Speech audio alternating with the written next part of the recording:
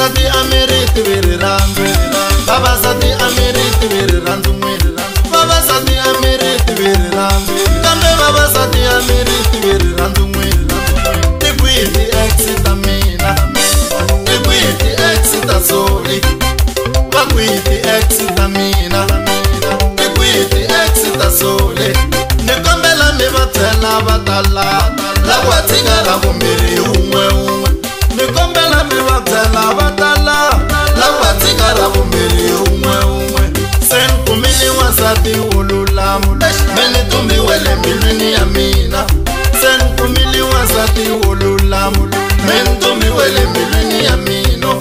wantlhogomela mani wasati loyi utiva no miriyini ni miyerile wantlhogomela mani wasati loyi utiva no miriyini ni miyerile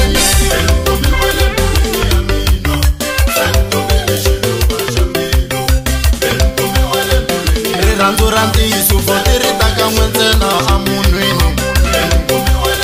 loko u tshikiwa kona leyin'wani nyakanyaka wo tikandza mbilu wansati wo lulama u fanela hi wanuna wa kahle lowo loko a ku languta u twa onge u ku vona ro sungulo ni popiwa hi rirhandzu swa vitano ni nga tsala na novhele ni popiwa hi rirhandzu swa vitano ni nga tsala na xiphato leswi a ni rhandzisaka swona hi leswi ya va swi ektaku ka filimi leswi a ni rhandzisaka swona hi leswi ya va swi ektaku ka muvango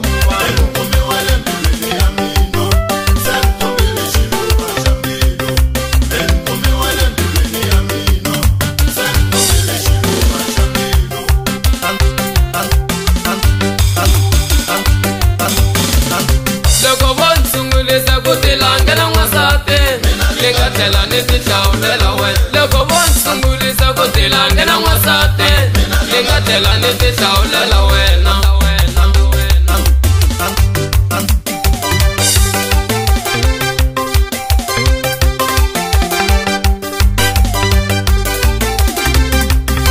ni byeli kwano lora nkata mina loko ku ve no lora ni nga pfuxiwi vanhu van'wani yo mani u ta vula na vona nkarhi wo wisa kasi van'wani yo va lava ku wisa ku va ta vula na wena nuna wa vona kasi van'wani yo va lava ku wisa hi mhaka vula na wena nuna wa vona a nga tshukangi loyi u dziyarile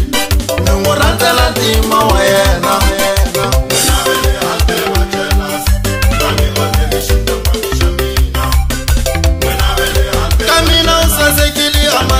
ya mina ni vona mburi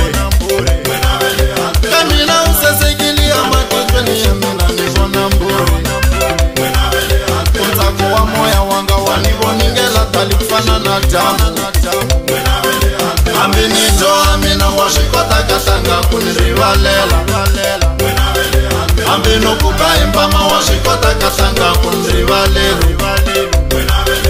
ximezekani xa wena lexi ya xo hi hlalahlana i ntiyiso tali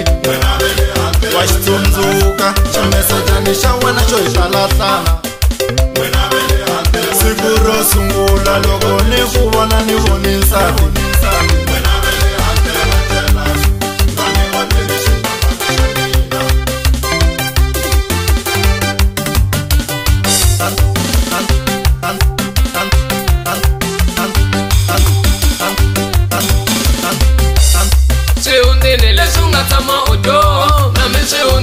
leswi nga tshama ni two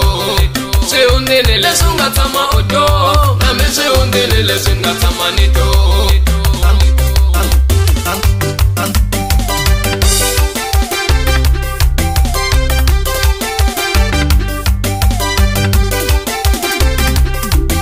siku ni nga ta fayirwa marito yo hetisela ni ta kuna ku rhandza mina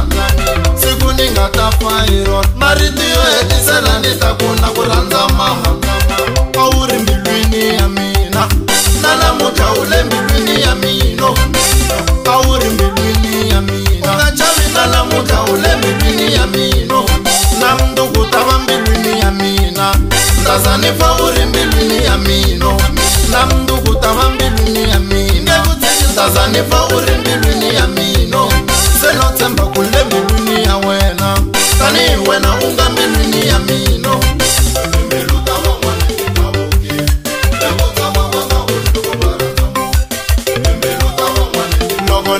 hleketa na mihloti ya mina ya tengatenga rirhandzu leri a ri fiti ku va rili ra tifilimi rirhandzu leri a ri fiti ku va rili i ra swipha